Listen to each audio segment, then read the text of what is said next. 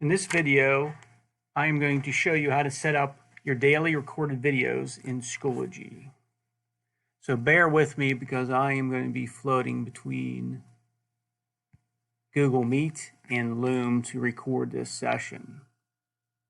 So in the previous video, you saw how to set up an ongoing daily Meet session. Once those sessions are set up, they'll be ready for you to then log in to that Google Meet session and start recording your lessons each period of the day, or however you choose to do so. So for this video setup, I'm using Loom, Google Meet, Google Drive, and Schoology. So I'm going to be floating between a few different applications. So again, please bear with me. So the first thing you want to do is go to your Google Meet.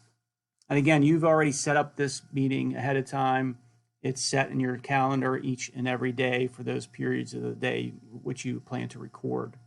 So once it pops up, you'll just log into your session you created. And the first thing you want to do is start recording.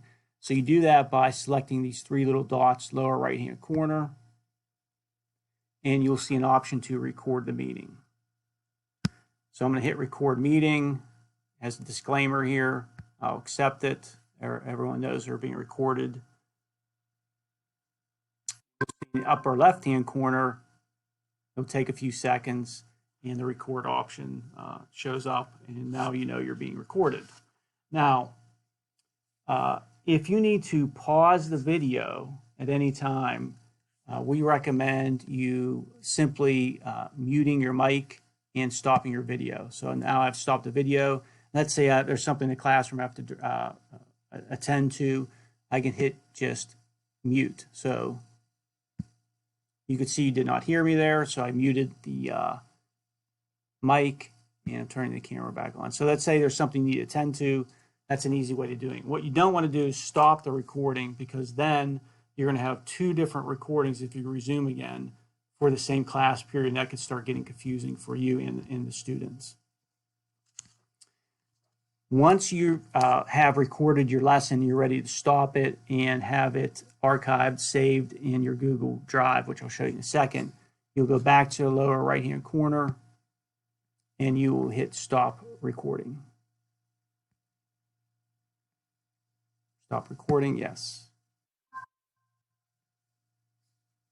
Okay, at that time, your video is starting to then process automatically for you and upload to a Drive folder that will be located in the same Drive folder each and every time. So if I go to my Google Drive, hit my Drive, I can see there is a folder here called Meet Recordings. Everyone will have that. So once you've done at least one recording, you're going to have a folder called Meet Recordings.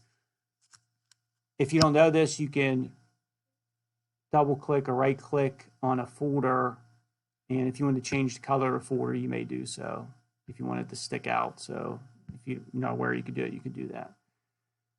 So if I go into this Meet Recordings, I will see my recorded video placed in this folder. Now, it usually takes a few minutes depending on the size of the recording, so give it some time. So if it's a lengthy recording, it's going to take longer. You will actually receive an email alert stating that your video is now accessible in this folder. Once you receive that, you'll find it in this folder. Now, Google does organize it by date, but they have some kind of coding system in the front. If you want to rename it, you can just simply right-click it and rename it. In this particular video, I kept it, I put the date first, and I just put period 1 science. So you might want to come up with a common naming system so your students are familiar with it and are able to locate those files easily. But that's up to you how you organize it.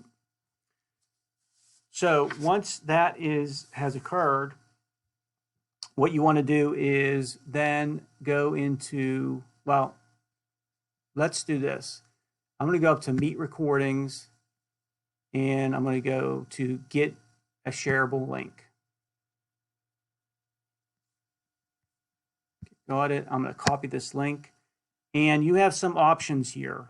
I'm going to restrict this to whoever has this link. So it's only going to be able to be restricted to individuals with the link. You can restrict it to only people in Cannon-McMillan School District.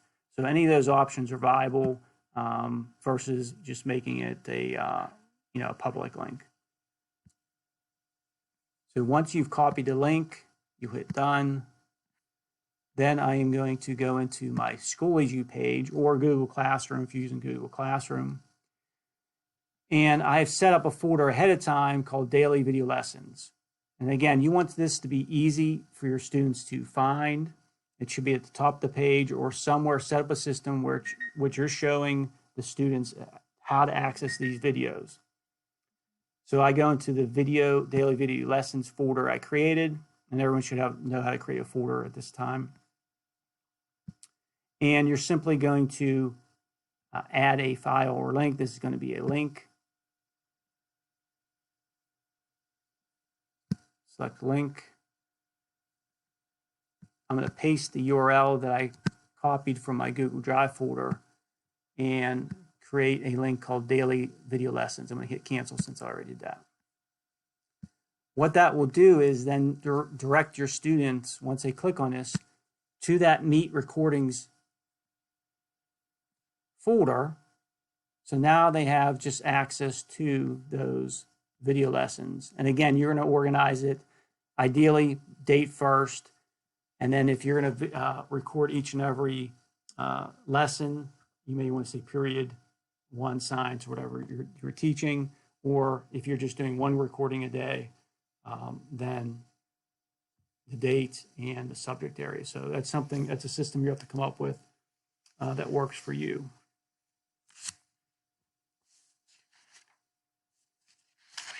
And once you go back, I can go back to my daily video lessons here and scroll back so you can see what this looks like from the front page.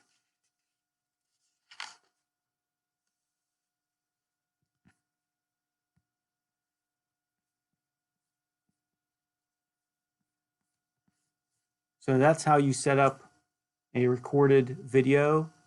So it's automatically linked to your Schoology or Google Classroom page.